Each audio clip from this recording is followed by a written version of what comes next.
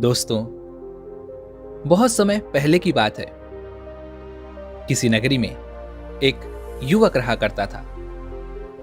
वह युवक अपने जीवन में उन्नति करना चाहता था, कामयाबियों को हासिल करना चाहता था।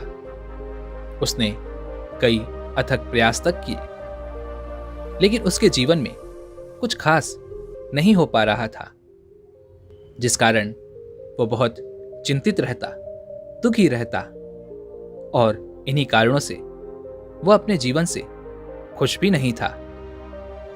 उसने कई ज्ञानियों से सलाह ली, कई तरह की आध्यात्मिक कहानियां तक सुनी।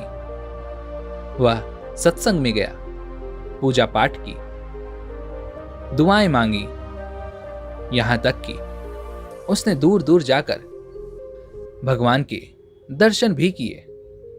लेकिन फिर भी न जाने क्यों उसके जीवन में कोई परिवर्तन नहीं हो रहा था।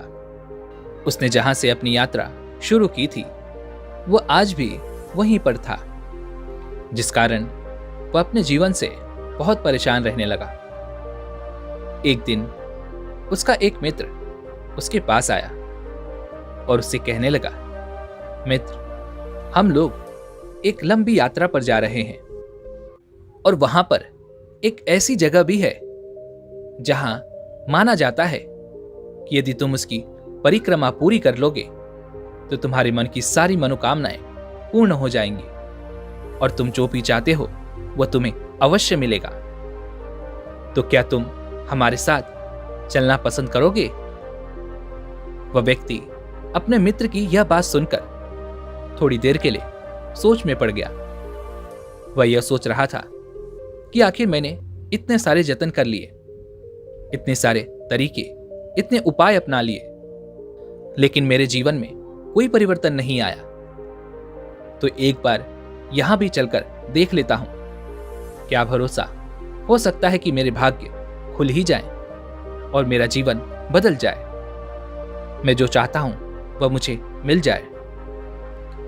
यह सोचकर वह व्यक्ति अपने मित्र के साथ जाने के लिए हां कह देता है। वह व्यक्ति और उसका मित्र अगली सुबह ही उस यात्रा के लिए निकल पड़ते हैं।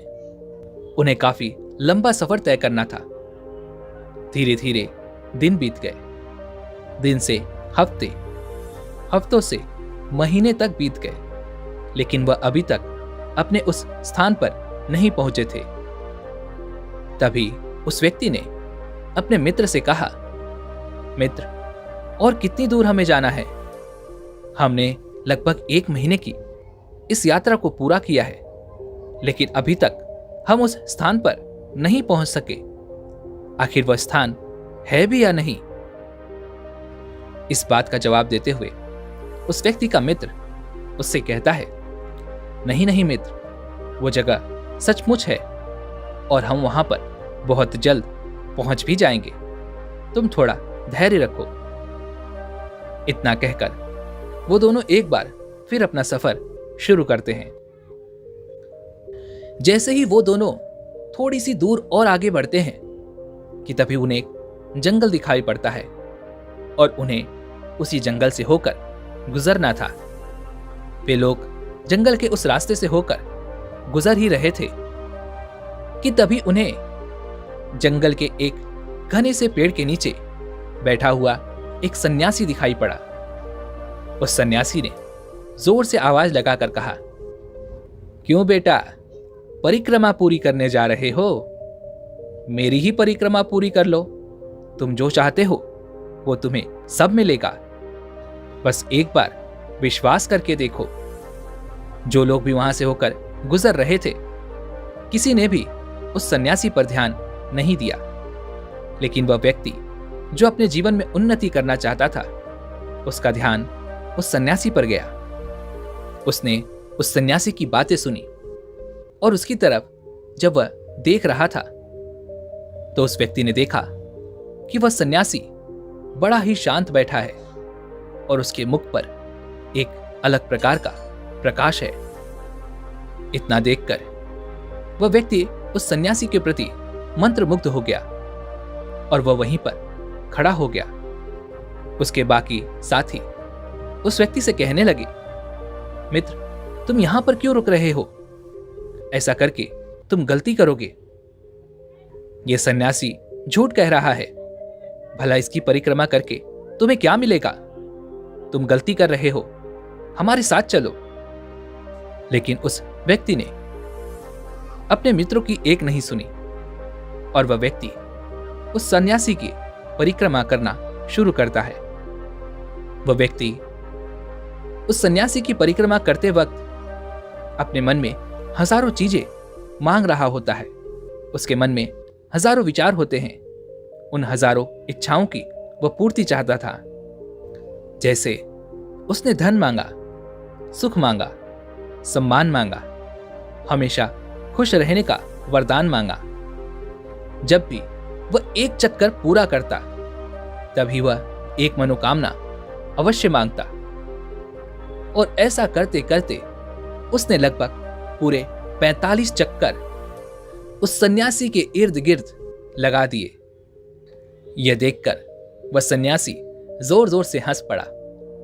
लेकिन वह व्यक्ति मानो रुकने का नाम ही नहीं ले रहा था। वह लगातार उस सन्यासी के चारों तरफ परिक्रमा पूरी करता जा रहा था और साथ ही साथ अपने मन में एक इच्छा अवश्य मांगता। यह देखकर वह सन्यासी जोर जोर से हंस रहा था और तभी उस सन्यासी ने उस व्यक्ति से कहा, बेटा, अब रुक भी जाओ।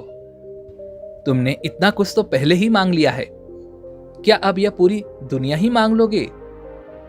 उस सन्यासी के यह कहने के बावजूद भी वह व्यक्ति मानो रुकना ही नहीं चाहता था। लेकिन उस सन्यासी के कहने के बाद आखिरकार 10 और चक्कर मारने के बाद वह व्यक्ति रुक गया और उस सन्यासी से कहने लगा, हे गुरुदेव, मुझे आप पर पूरा यकीन है, मुझे आप पर पूरा भरोसा है। मैंने जो कुछ मांगा है आप वो मुझे अवश्य देंगे। मेरी सारी मनोकामनाएं अवश्य पूरी होंगी। तभी वह सन्यासी जोर से हंस पड़ा और उस व्यक्ति से कहने लगा, बेटा, अगर कोई सांस ले रहा है और वह सांस चाहिए ऐसी मांग करता है तो तुम उसे क्या कहोगे? वह व्यक्ति इसका जवाब देते हुए कहता है, वह तो कोई मूर्ख ही होगा, क्योंकि उसके पास तो पहले से ही सांसें हैं, तो फिर वो भला सांसें क्यों मांग रहा है? आगे साधु ने उस व्यक्ति से कहा, अच्छा बेटा, तब ये बताओ कि यदि कोई व्यक्ति जिसे सब कुछ दिखाई पड़ रहा है, जो सब कुछ देख सकता है, उसके बावजूद वो ये कहता है कि हे भगवान, मुझे आंखें दे दो, मैं देखना चाहता हूं, तो तुम उस व्यक्ति को क्या कहोगे? वह व्यक्ति सन्यासी के इस सवाल का जवाब देते हुए कहता है, हे गुरुवर, वह तो कोई बहुत बड़ा मूर्ख ही होगा, जिसके पास आंखें होने के बावजूद वह आंखें मांग रहा है। यह तो कोई पागल ही करेगा।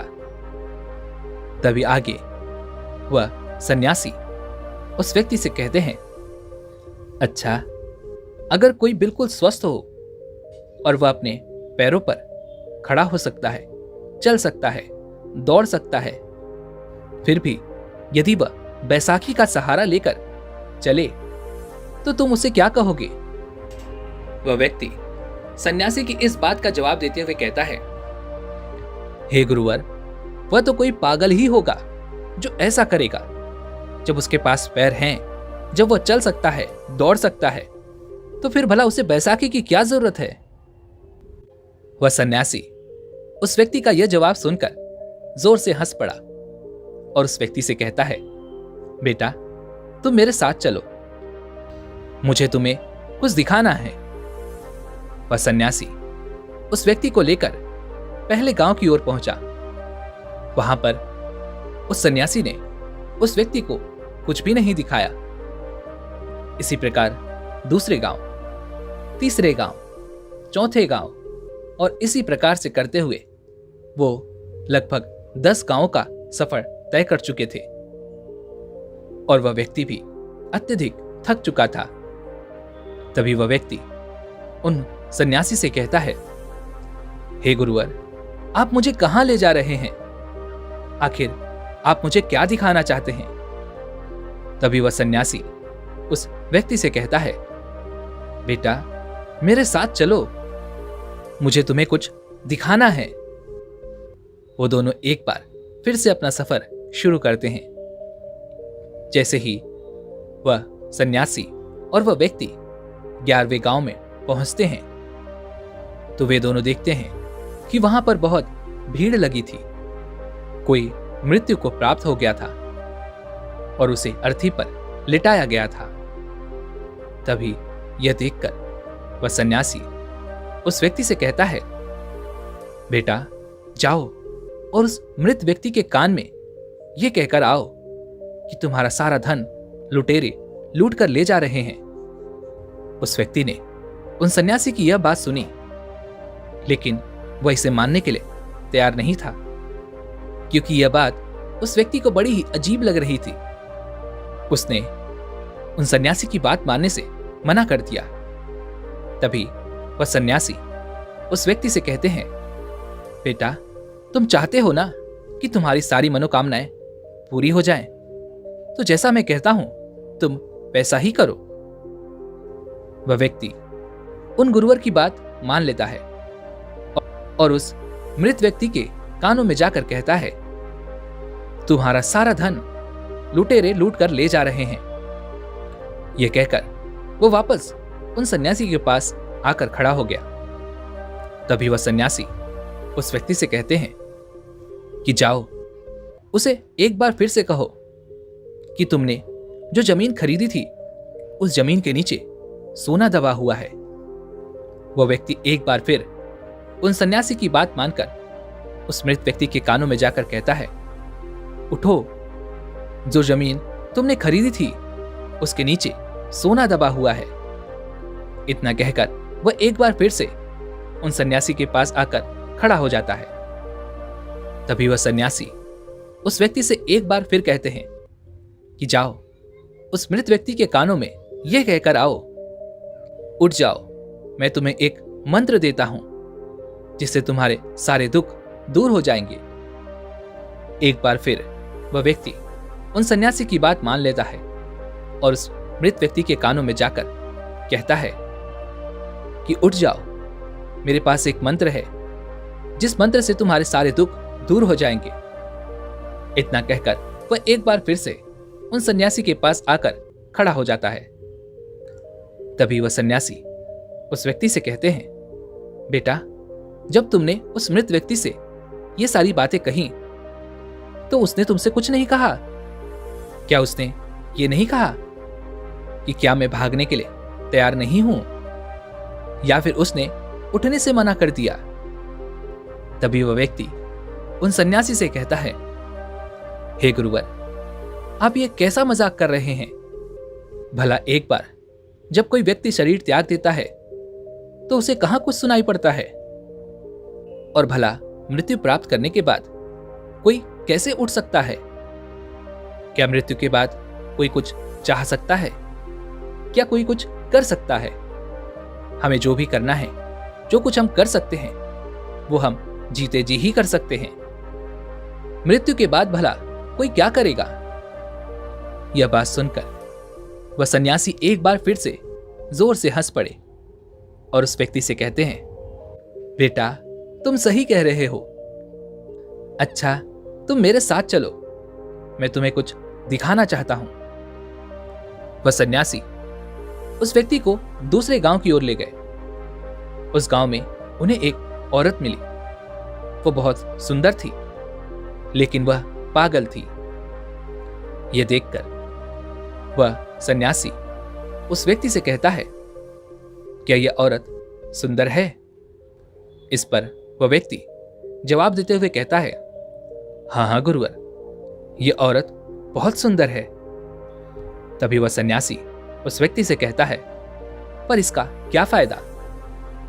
इसे तो अपनी सुंदरता का पता तक नहीं, और यदि यह सुंदर नहीं भी होती तब भी इसे कुछ पता नहीं चलता।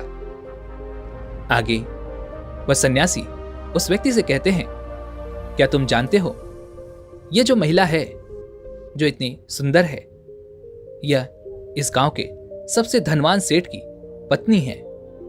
यह सुनकर वह व्यक्ति उन सन्यासी से कहता है, हे गुरुवर, तब तो यह बहुत अमीर होगी, इसके पास तो सब कुछ होगा।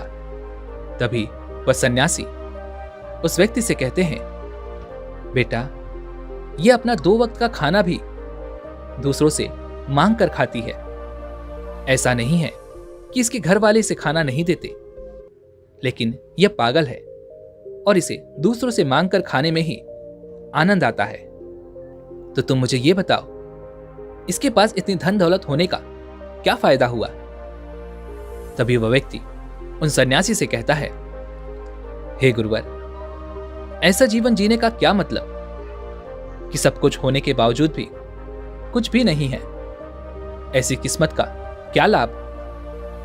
तभी वह सन्यासी उस व्यक्ति से कहते हैं कि चलो मैं तुम्हें कुछ दिखाता हूं।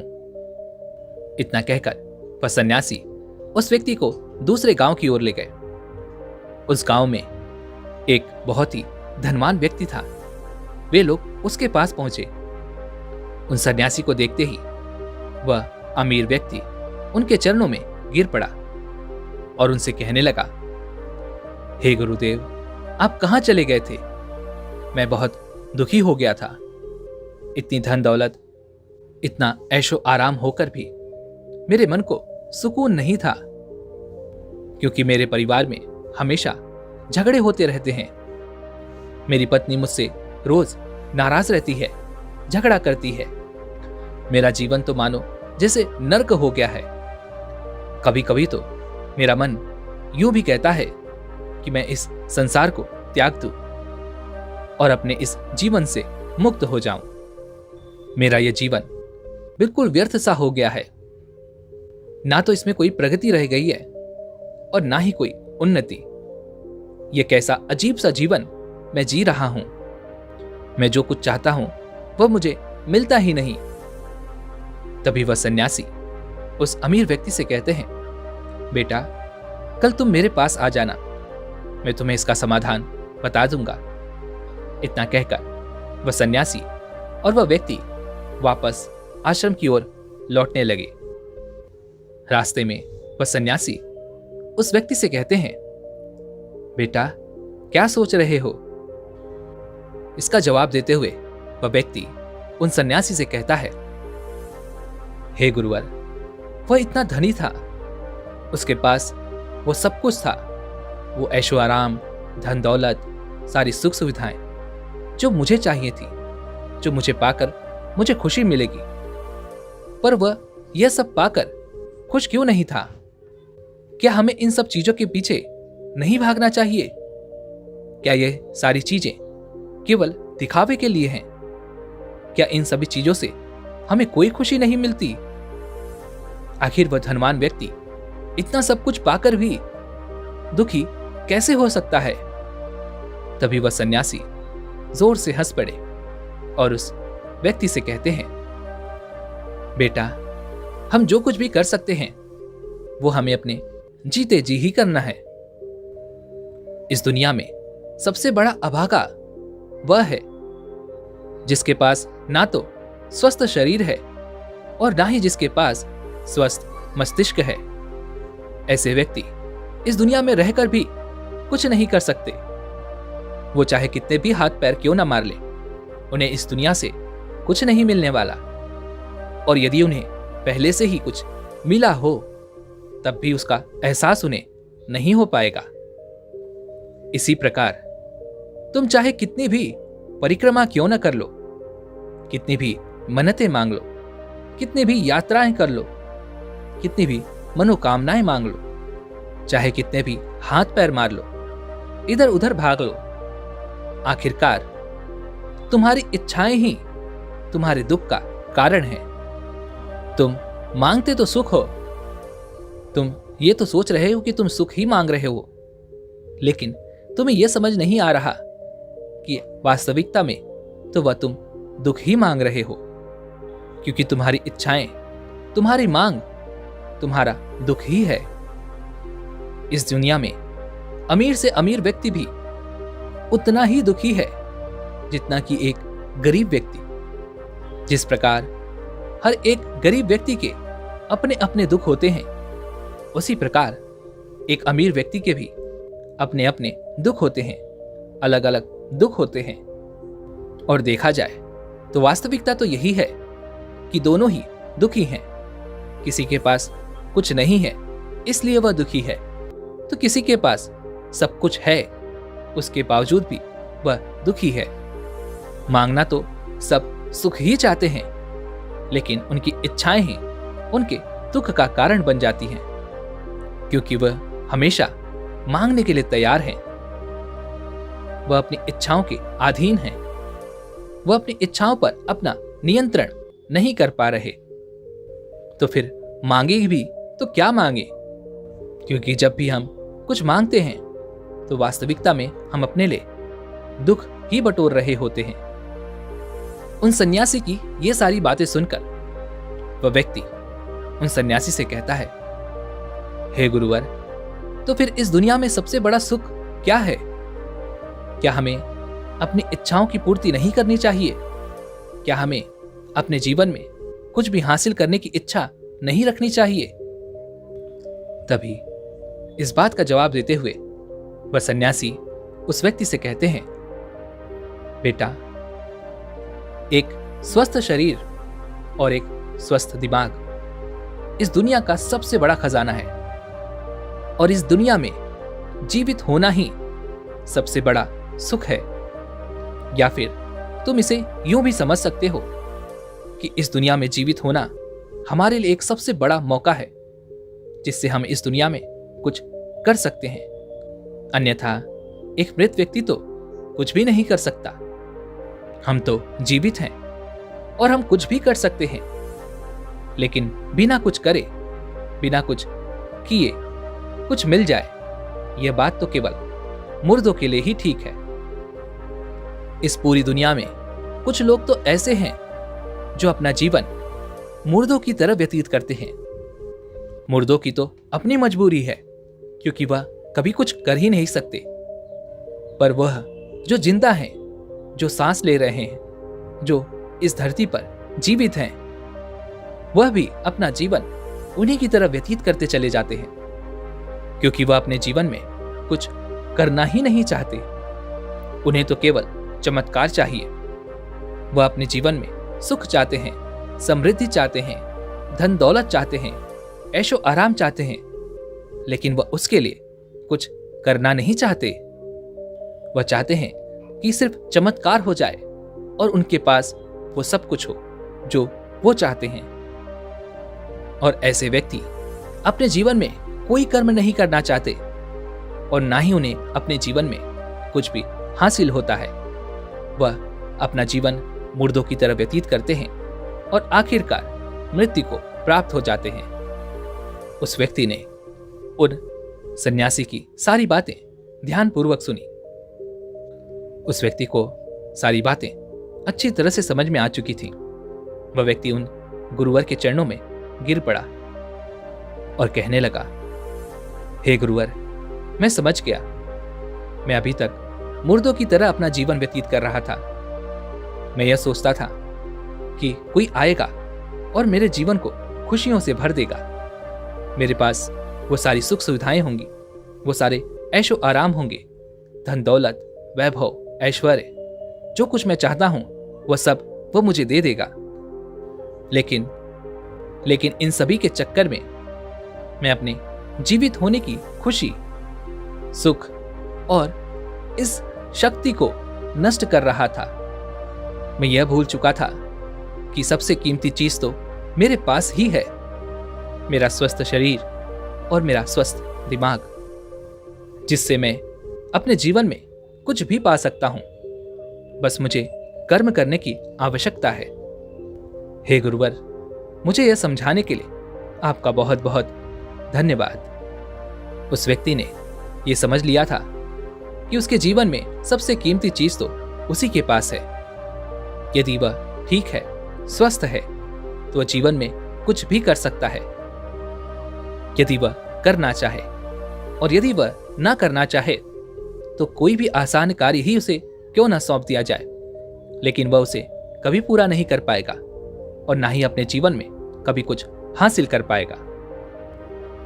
दोस्तों, हमारा जीवन भी कुछ इसी तरह से चलता रहता है।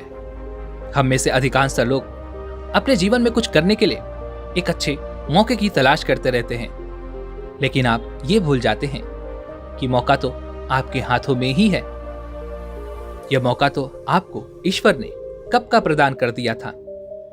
आप ही उस मौके को समझ नहीं पाए, उसे पहचान नहीं पाए। तो उम्मीद है कि अब तो आपको ये बात समझ में आ चुकी होगी कि जिस मौके की तलाश आपको थी वह मौका अब आपके हाथों में है। तो इसका इस्तेमाल करें, अपने जीवन में कुछ बड़ा करें, जो भी करना चाहते हैं उसे हासिल करें, क्योंकि जब तक आप खुद से कोई प्रयास नहीं करेंगे तब तक आपके लिए कभी कोई कुछ नहीं करने वाला।